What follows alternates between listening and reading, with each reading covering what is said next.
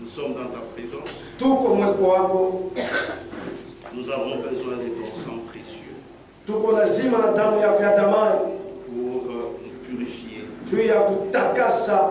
Aide-nous, Seigneur. Tusaidie Bwana. Et que nous ne regardions qu'à toi. Na tupate tukuangalia mpaka kwako. Le seul véritable Dieu. Wewe peke Mungu wa kweli. Nous sommes cette église. Tuko kanisa que tu as racheté par ton propre sang. C'est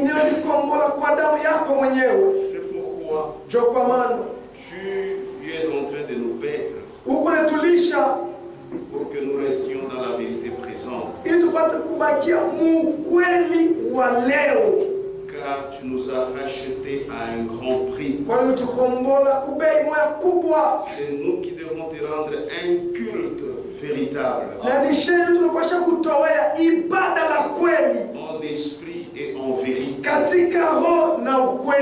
Nous n'imitons pas. Nous faisons ce que tu as recommandé.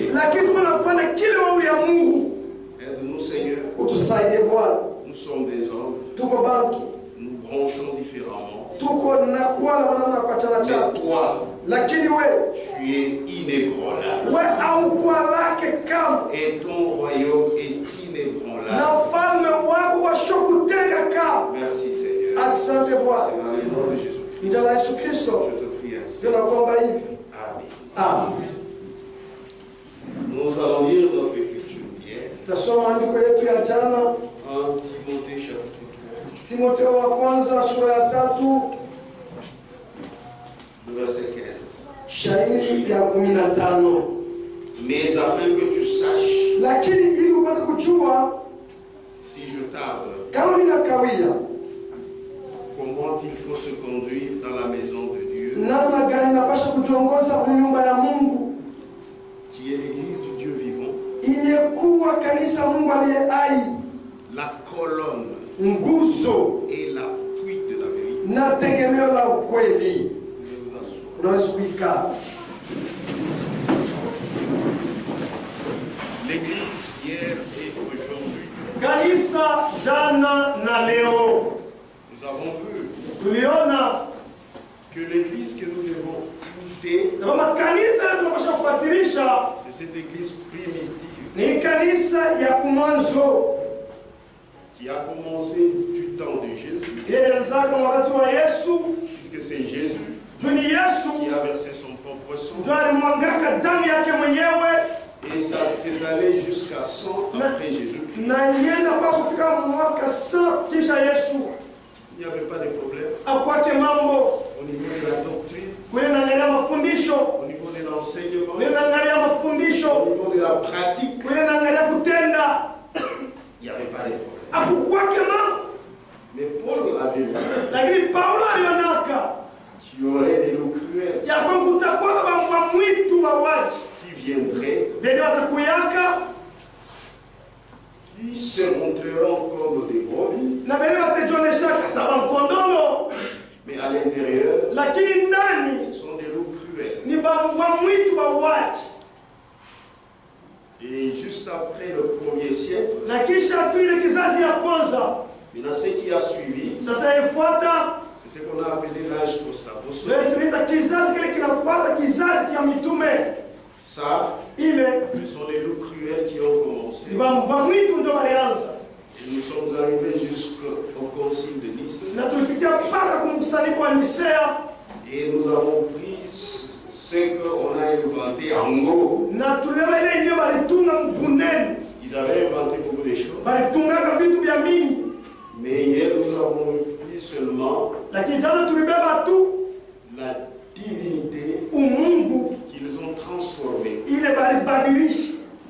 Cette église était basée sur la divinité de Jésus. Mais ils ont pris ce Dieu unique. Ils l'ont divisé par trois. Et ils ont dit, voici votre Dieu. Adorez-le. Les vrais enfants de Dieu ont refusé. Ils ont accepté même d'être tués. Et après cette période, il a l'église d'État.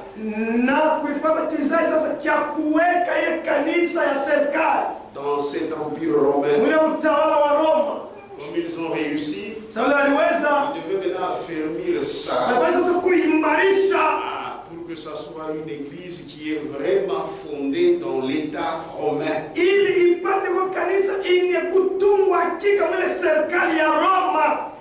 Comme vous allez le voir, cette église, c'est la première église à entrer dans le four.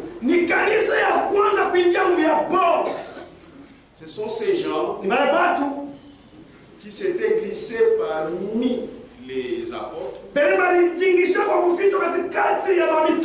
ils avaient leur mission. C'est pourquoi plus tard cette mission a été révélée. Oui. Voilà pourquoi ce n'étaient pas des serviteurs de Dieu. C'était des serviteurs de Satan. Et ils ont fait leur propre affaire. C'est pourquoi cette église, c'est l'église réellement de l'Empire romain.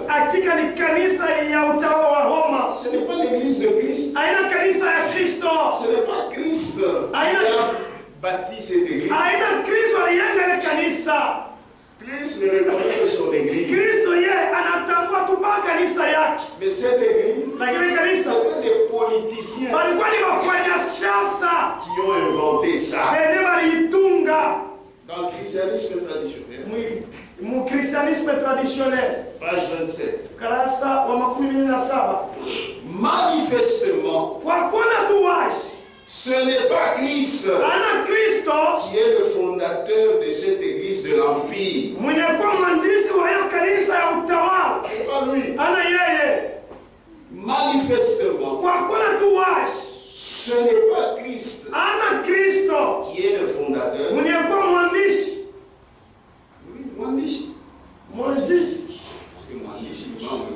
Manifestement, ce n'est pas Christ qui est le fondateur de cette église de l'Empire,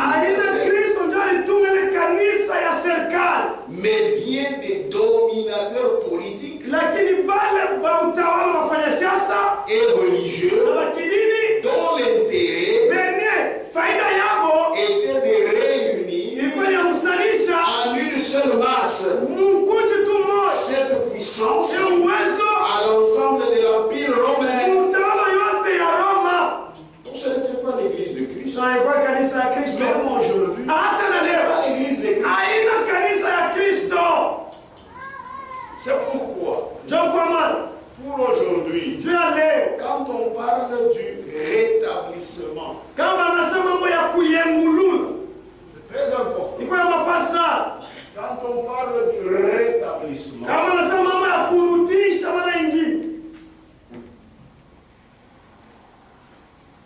il faut toujours comprendre. C'est par rapport à cette église primitive. Cette église des apôtres bibliques.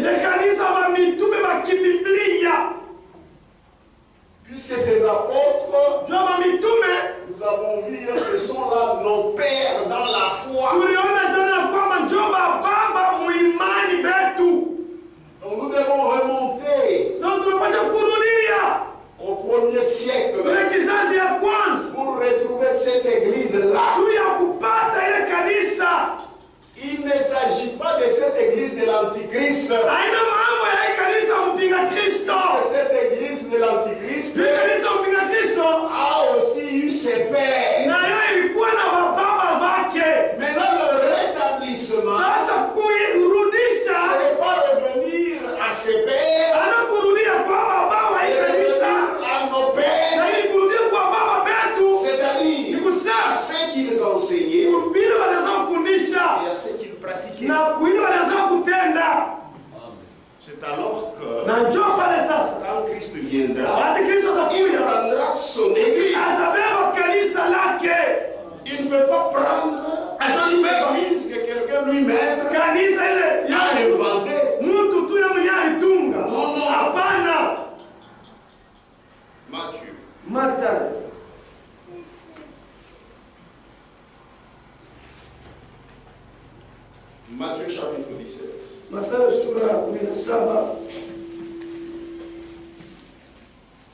Les gens pensent que quand on parle du rétablissement, quelqu'un viendra avec ses paroles et nous tous nous retournons à ses paroles. Tu comprends Franck dit? En réalité, le message biblique du temps de ce ne sont pas des choses nouvelles. Non. Ce sont des choses anciennes.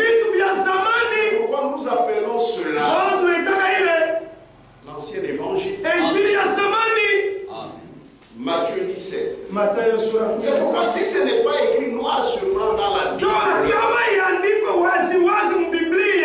dans la Bible de 66 livres, c'est diabolique. Matthieu 17, verset 11. Il répondit, il est vrai qu'Élie doit venir et rétablir toutes choses. Ce rétablissement, je l'ai dit, c'est par rapport à l'église primitive. À nos pères de l'église apostolique, ce qu'ils enseignaient, ce qu'ils vivaient. Il ne faut pas seulement enseigner, mais vous vivez autrement. Puisque quand les autres églises parlent de leur père, et ils mélangent. Ils prennent ses pères, ils prennent aussi ses pères. Non, nous, ces gens-ci sont des païens. Au chapitre.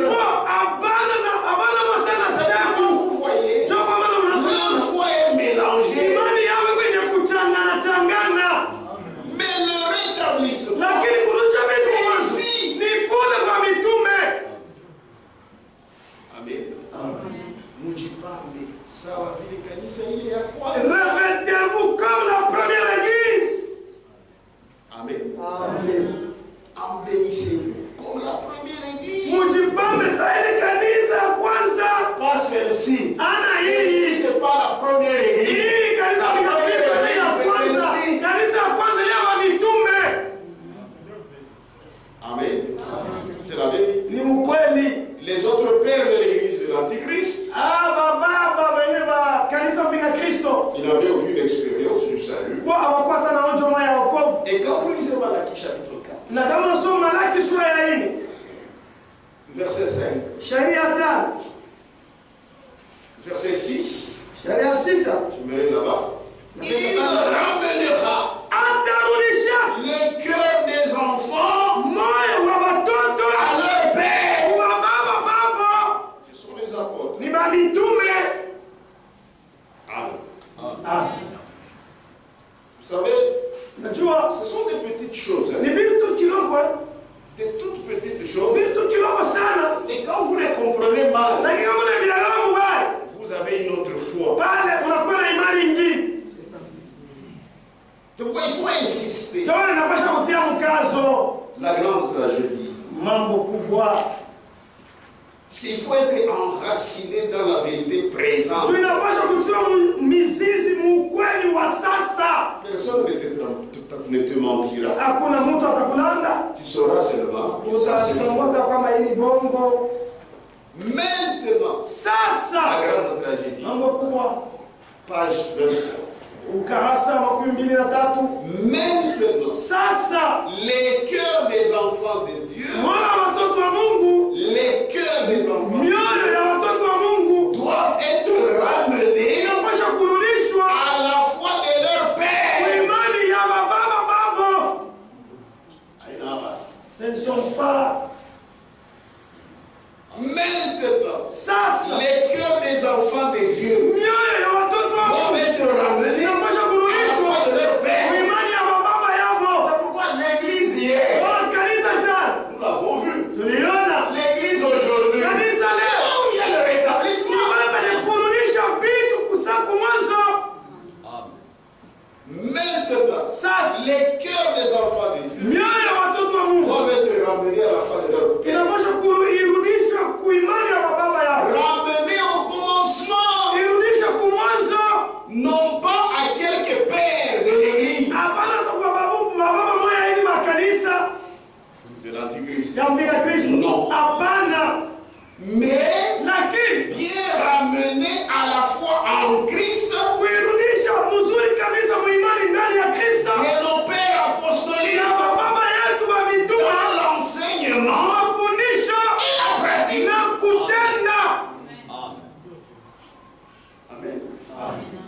Vous trouvez dans des églises. Même du message.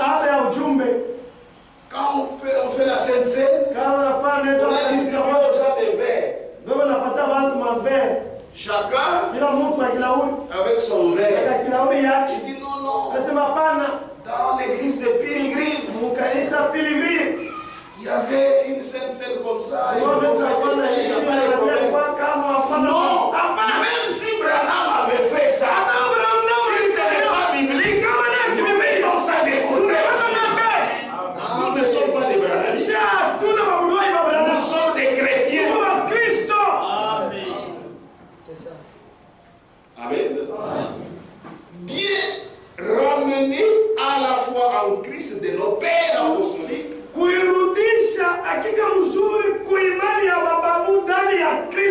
Dans l'enseignement et la pratique. Parce que ce sont eux qui sont nos pères. Amen. C'est ce que signifie la couronne des 12 étoiles sur cette femme.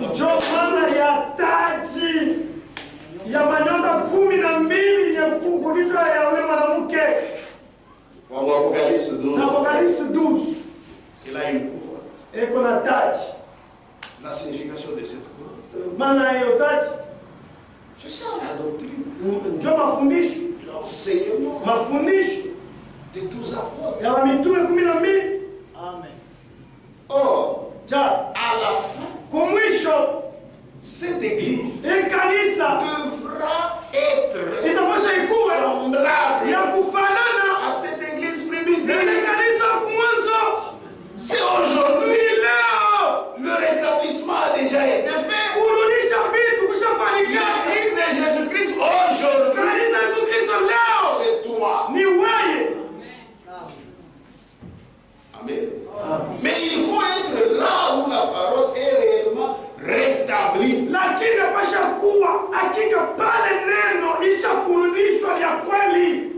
Apocalypse 12, 1. Couronne des 12 étoiles sur sa tête. Cette femme qui est l'unique église de Jésus-Christ. Par cette église des politiciens.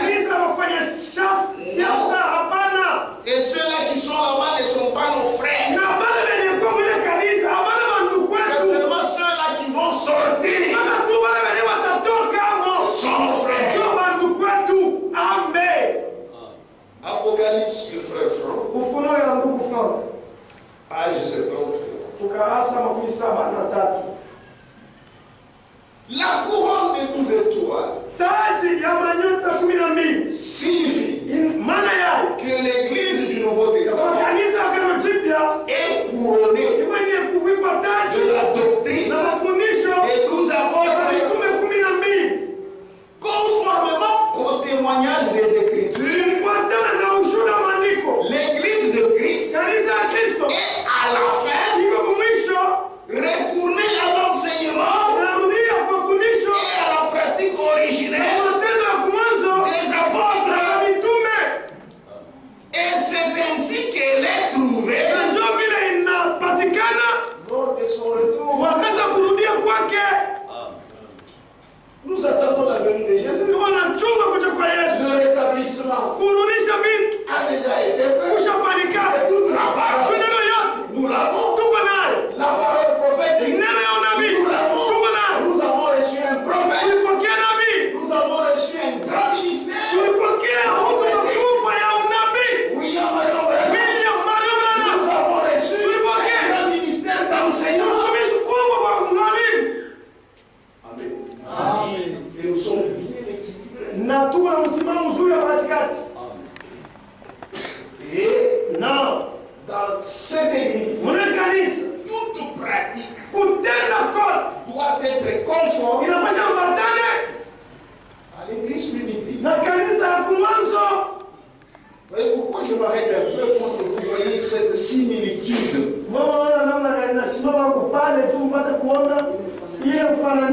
Conformément au témoignage des Écritures, l'église de Christ est à la fin retournée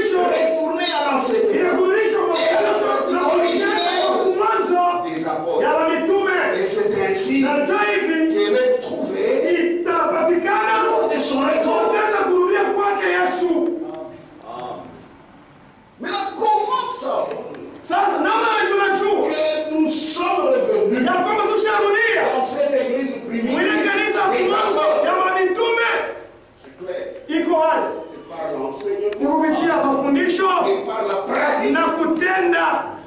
Quand vous voyez quelque part, Kama nafashima hivi, l'enseignement mafundisho est contraire iko kinyume à l'enseignement biblique, na mafundisho ya Biblia. fuyez. C'est pas l'église de Jésus. Haina kanisa ya Yesu Kristo.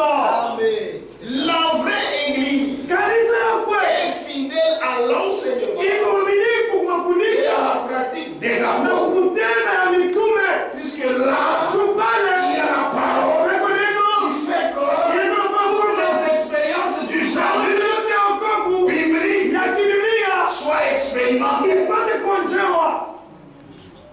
Mais la fausse église Lakini kanisa ya Mungu est restée dans le thème. yosha waketu misemo. Oh, la nouvelle naissance, Hebu sasa kwa il n'y en a pas. haina. Oh, le salut, Wokovu il n'y en a pas. haina. Oh, Marie, Maria ils en ont fait une déesse. na wanamfanya kuwa Mungu mwanamke. Donc, ils sont restés dans le thème. Zawasha waketu misemo. Oh, le Saint-Esprit, Roho Mtakatifu en réalité, il n'est pas là. kwa kweli hamna. Puisque c'est une fausse église. Ni kanisa ya Tout ce bongo. qu'elle fait, c'est faux. Yote ile iko nafanya ya bongo. Mais, Lakini pour bien tromper, juu ya kulanda uzuri, elle reste dans les thèmes. wewe waketu misemo tu. La divinité. Mungu. La divinité. Mungu. J'ai un livre là-bas dans mon bureau. Wewe unajua wewe ni Mungu. On parle les dieux des chrétiens. Ndio nasema juu ya Mungu wa Kristo. On parle de la Trinité. Ndio nasema tu utatu wa Mungu.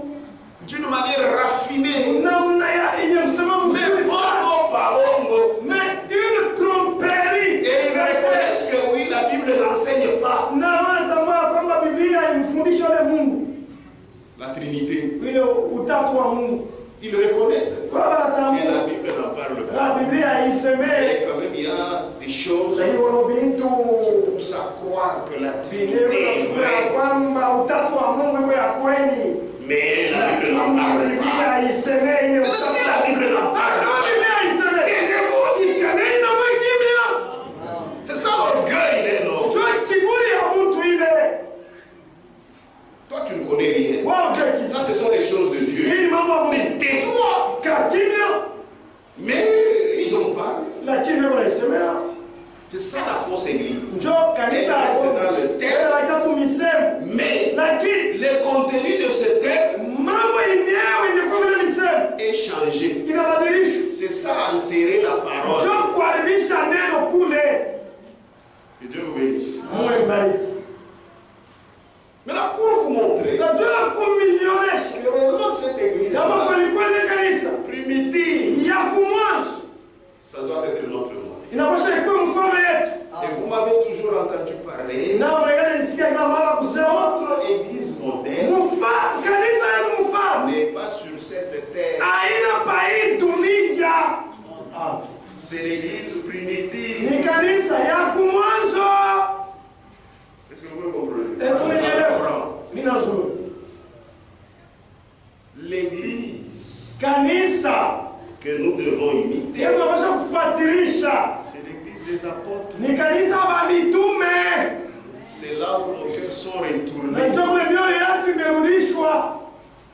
Ce n'est pas au niveau de la construction extérieure, Hata tuile naangalia majengo ya nje. No, no. Hapana. c'est au niveau de la parole. Ni kule naangalia neno. Et je vous ai toujours Na nikani ndio kila la mara. force Kama mafundisho ya Mungu. n'est pas une force Haina mafundisho ya Mungu. par rapport à une église. Wewe naangalia kanisa. Non. Hapa C'est par rapport à la Bible, ni kule naangalia Biblia. par rapport aux enseignements de l'église primitive. Kule inahusu mafundisho ya kanisa kwa mwanzo.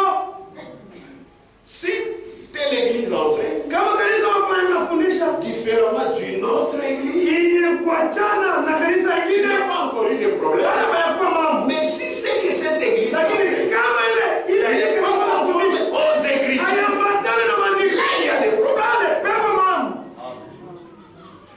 Parce que si vous voulez comparer les églises les unes des autres, Juu kama unapenda kulinganisha makanisa hii na ingine, vous allez tomber dans le fond. mtaanza kumbia wao. Puisqu'il y a des gens très intelligents, Ndio ba kile saa ils forment quelque chose de faux banatuma ni mtu kimwema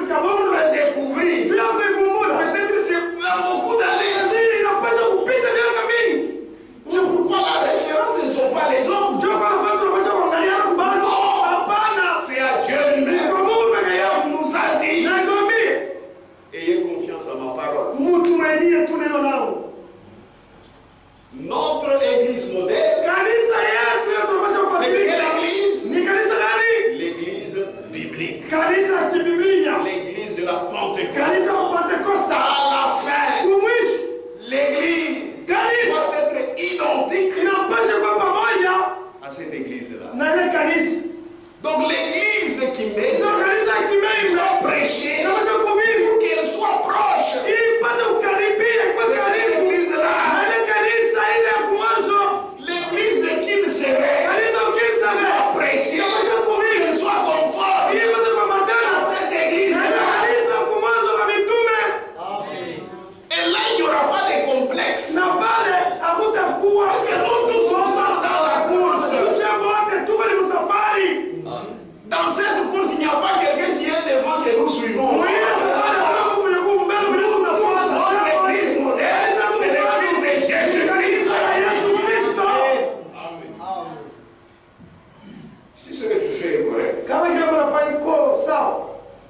sois posé dans ton cœur. Wewe tu wa kutulizana moyo wako. Que si Christ vient, Kama Kristo anakuja, c'est-à-dire, utaenda. si c'est que tu prêches, Kama unahubiri, ceux-là qui entendent, wale ils unasikia, seront sauvés. wataokolewa. Mais si tu enseignes des Lakini histoires, kama unafundisha vitu vyako mwenyewe, en ce moment-là, mwile wakati tu vas récolter wewe utavuna selon ce que tu as semé. kufuatana kile Si walipanda. tu as semé, c'est la parole. Kama walipanda ni neno, Tu vas encore récolter utavuna ce tena. qui vient de la parole. Ile inatokea Parce kunene. que chaque semence Tu kila mbegu se reproduit inazalagana selon son kufuatana espèce. kabila yayo. Que Dieu bénisse. Mungu mbariki. C'est pourquoi Njoo kwa ma.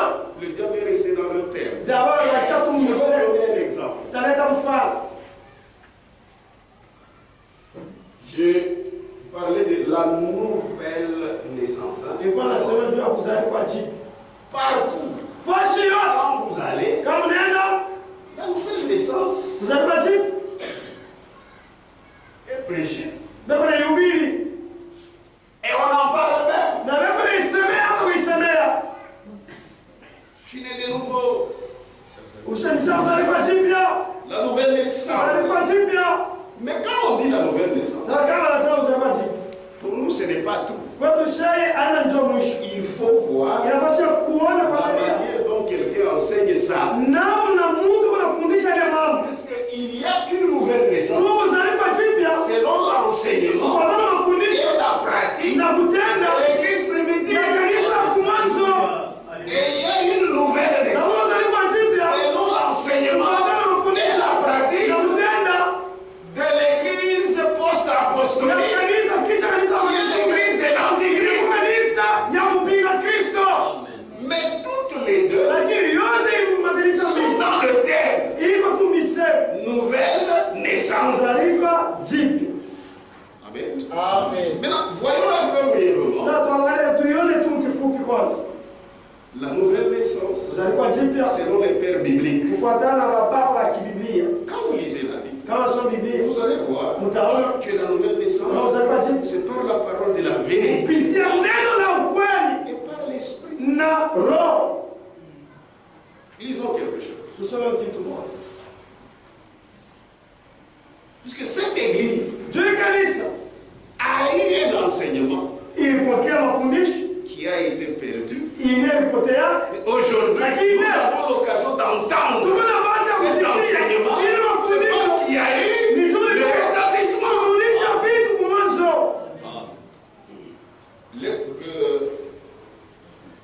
Le conseil de Dieu, Shauri ya Mungu c'est toujours faire fort. ni bado kufanya.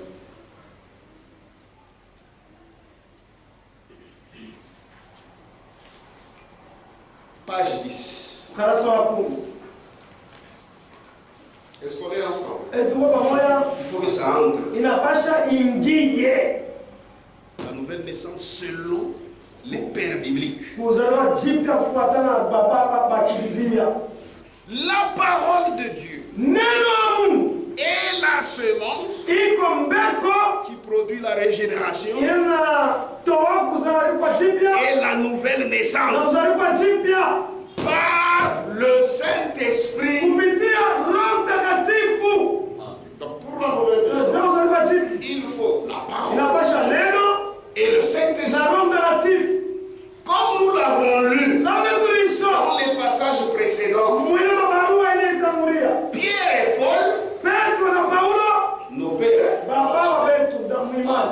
ont donné un témoignage Walileta ushuhuda sans équivoque. bila kupinganisha. Équivoque ni bintu abishirike bien. Sasa hii balileta ya wazi. Je reprends. La parole de Dieu est la semence qui produit la régénération et la nouvelle naissance par le Saint-Esprit. Comme nous l'avons lu dans les passages précédents, Pierre et Paul ont donné un témoignage clair, sans équivoque, un témoignage sans équivoque sur l'expérience de la nouvelle naissance. C'est donc une expérience que chacun peut faire avec Dieu. Amen. C'est une expérience que chacun peut faire avec Dieu. Mais avant, il faut la prédication de la parole et le Saint-Esprit qui n'est que dans sa parole. Il y viendra pour produire une nouvelle vie. La nouvelle naissance et le renouvellement et la régénération intérieure opérée par Dieu lui-même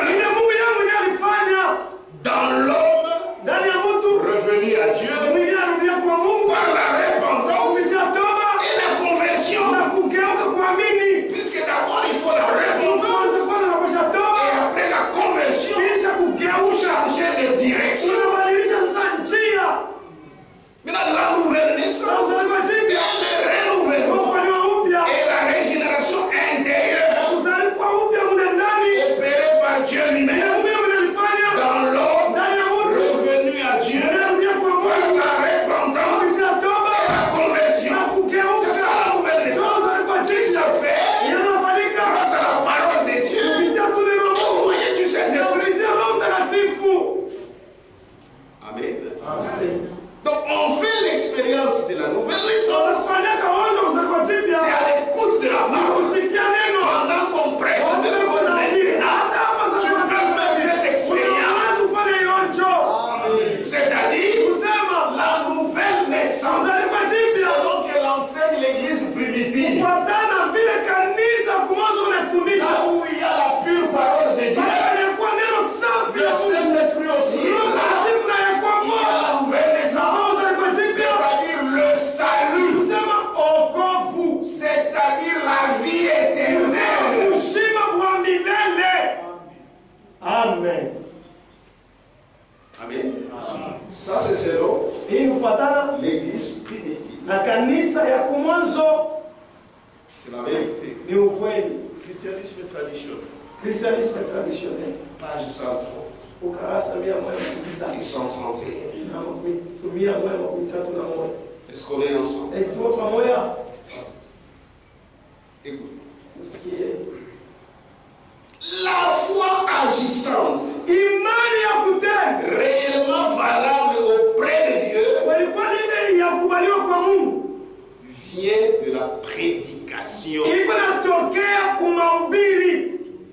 C'est-à-dire du message du plein évangile. Toutes les expériences nécessaires au salut peuvent être faites par ceux qui écoutent la parole. D'abord c'est la parole. Mais là écoutez, l'Esprit de Dieu commence à agir dans une personne, lui accordant la connaissance d'elle-même,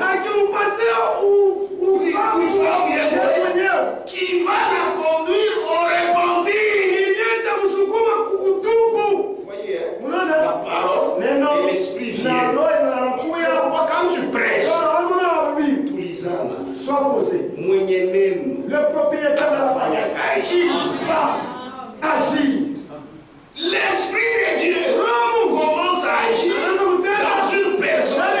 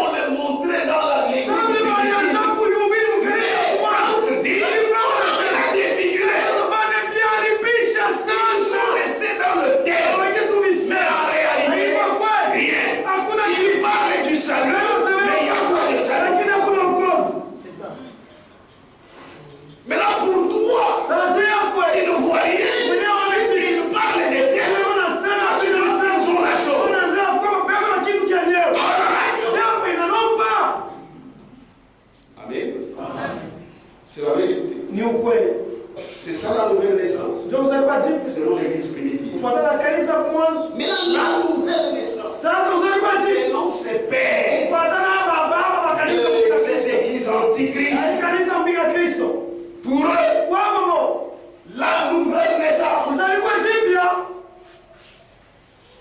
c'est ça le baptême. Baptême égale nouvelle naissance. C'est faux. C'est faux. Quand je vous ai expliqué ici, pas par là, pendant que la parole sort, le Saint-Esprit, il vient dans ton cœur pour te convaincre et tu es engendré. Maintenant, le salut, la nouvelle naissance, la vie éternelle, tu l'as avant le baptême ou après le baptême? Répondez. C'est avant le baptême. C'est avant le baptême qu'on fait les expériences du salut. Si tu es bien disposé, tu peux aller jusqu'au baptême du Saint-Esprit sans être baptisé. Mais là, c'est après. C'est celui qui a cru. C'est celui qui a la vie éternelle. C'est celui qui est né des nouveaux, qui est baptisé. Sinon, vous allez baptiser un canard. Amen. Ça ne lui fera rien. Vous avez baptisé un pécheur. Il devient mouillé. Et il en sort encore pécheur. Et il attend qu'il sèche. Il y a beaucoup de gens que nous baptisons comme ça. Amen. Elle a besoin d'un mari. Je vois que moi, on organise. Ah, si je viens à m'oublier, ça va te couper dans l'âle. Elle n'écoute même pas la prédication, elle fait que dormir à tout moment. Ah, ça va faire que c'est malade, c'est Quand elle ne va pas terminer, fait qu'il va passer. Appelle à l'hôtel. Fais seulement l'appel à l'hôtel. Appelle à l'hôtel. On dit, qui va croire? Et on a tout là-dedans. Il s'en va. Tout ça, si elle dormait. Non, tu vas pas parler. Qui croit? Voyons ça. C'est lui qui voit. C'est Dieu. Et vous allez amener une pécheresse. Elle est introduite dans l'homme. Et elle en sort une pécheresse. Maintenant, tous les dégâts qu'elle va faire, elle est du tabernacle. C'est pourquoi celui qui voit bien, c'est Dieu. Nous les hommes, nous allons voir. Pour eux, le baptême, c'est ça la nouvelle naissance.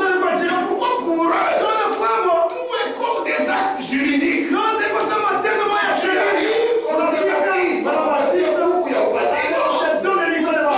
C'est-à-dire, c'est dépouillé de tout fondement. Tout fondement biblique.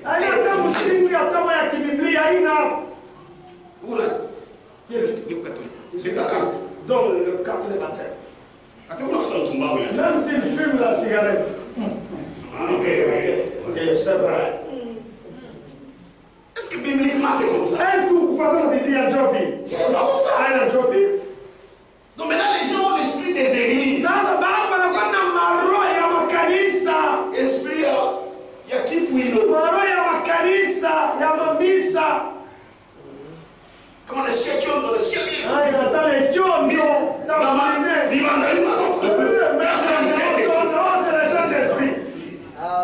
Alors que quand vous suivez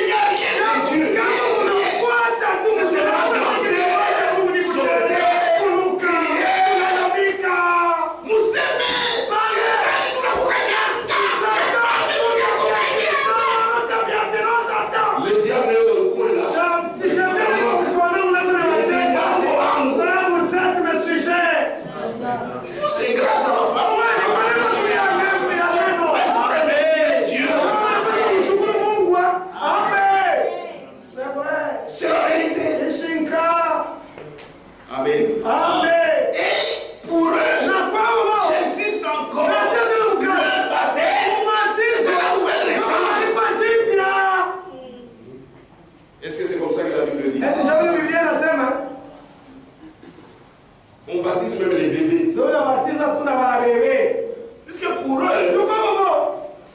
la Bible, c'est rien.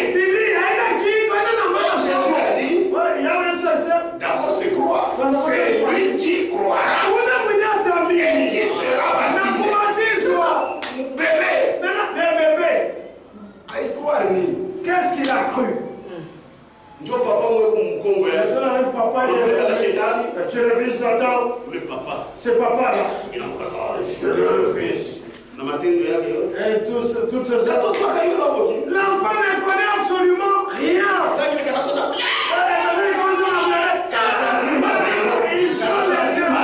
Il sent les démons, Vivanda. Maintenant on prend un peu d'eau là.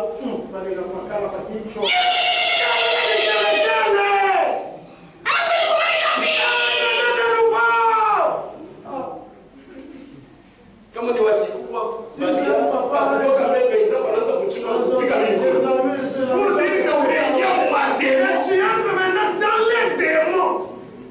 Comment se fait-il que quelqu'un a cru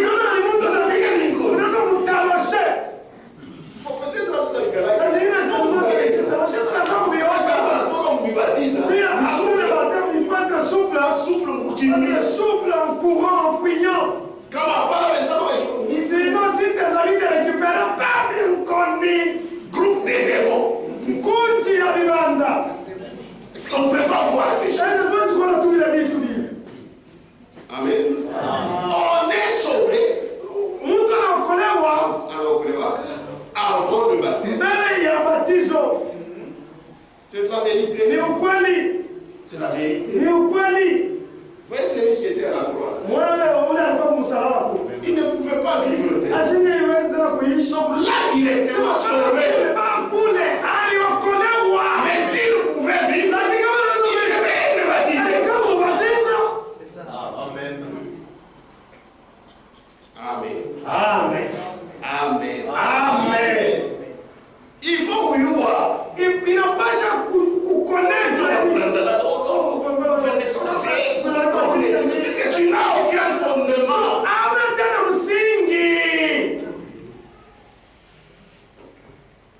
Amen.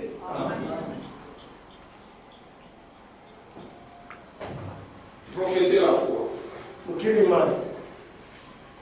Tu es beau à la minade. C'est un livre de théologien. Nous nous lisons tous les livres. Il faut attirer. Il ne faut pas m'imiter. Chacun a son don. Il a montré on a zawadi yake. Tu peux oser lire et tu es séduit et tu t'envoies. Toutes les idées, ils sont comme ça. Aucune position.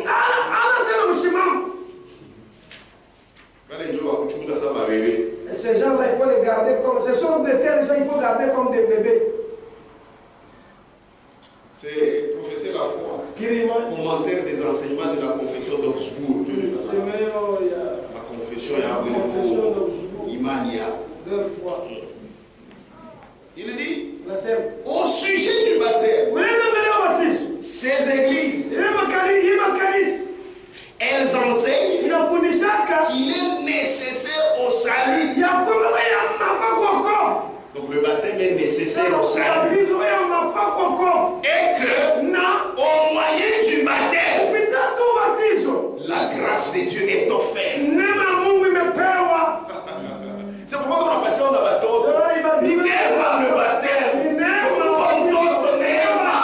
Donner aux enfants la grâce et le baptisme. Donc ça ne dépend même pas de toi.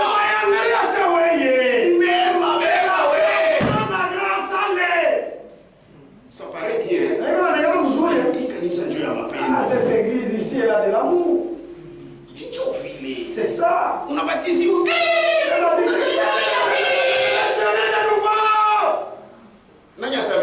Qui va le faire? Amen. C'est pas tellement de la carte qui a baptême, mais de nouveau. Tous ceux-là qui ont les livrets de baptême, ils sont nés de nouveau. C'est ce que vous croyez. Au sujet du baptême, elles enseignent qu'il est nécessaire au salut et que au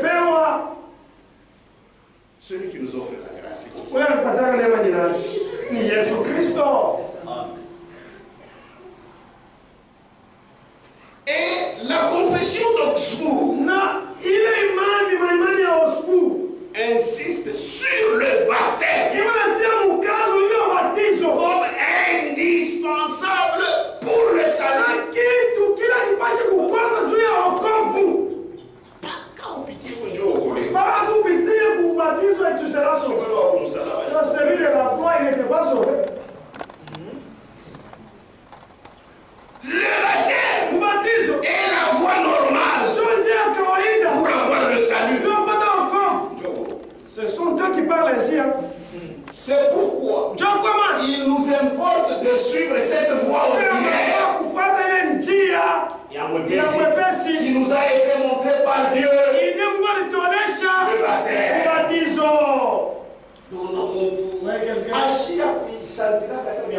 Il n'a jamais senti la repentance. Moi aussi, baptisez-moi. Quelle est la signification du baptême? Cet article dit que la grâce de Dieu est offerte. Quand vous baptisez, c'est-à-dire la grâce de Dieu est offerte. Frère, est-ce que vous croyez?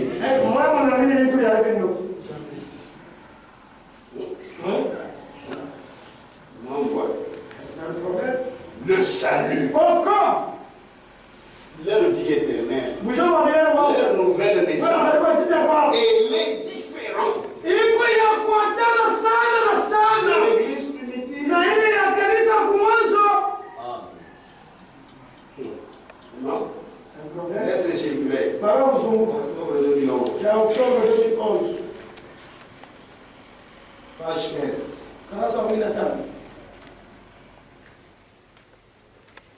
Brochure dans une boîte pour Abraham. Les brochures sont là, de Frère Branham. Et les lettres circulaires de Frère Branham. Vous n'allez pas nous tromper, pas question de nous mentir. C'est impossible. Si tu veux qu'on demande, c'est toi-même.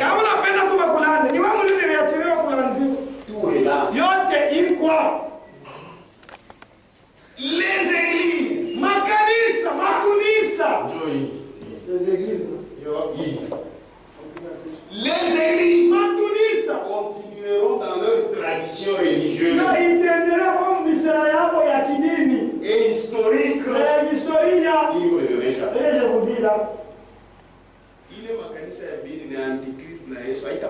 Ces deux églises-là, l'église de Jésus-Christ et l'église de l'Antichrist, ne se croiseront jamais. Ce sont ceux de l'église de l'Antichrist qui vont sortir. Les églises continueront dans leur tradition et historique. Lorsqu'il est question du baptême d'eau,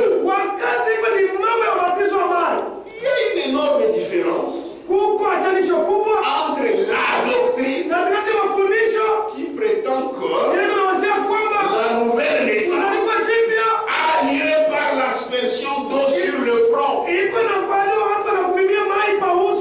d'un nourrisson. Comment tout le monde est capable de nouvelle naissance? Chibalandi, hein?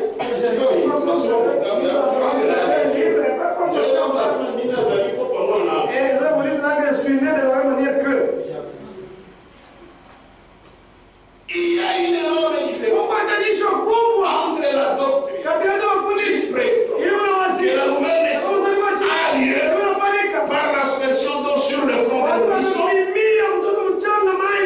et l'expérience même de la nouvelle naissance que les croyants reçoivent par la parole et par l'esprit. C'est très différent. Cette nouvelle naissance de cette église primitive, c'est par la parole et par l'esprit.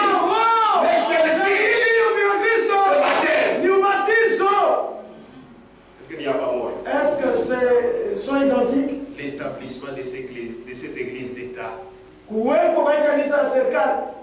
ce n'était pas l'église de Jésus-Christ. Ce n'est pas Christ qui l'a évoqué. Et historiquement, et selon aujourd'hui, les deux églises sont sur la terre. Il y a l'église de Jésus-Christ qui a été rétablie et l'église de l'Antichrist.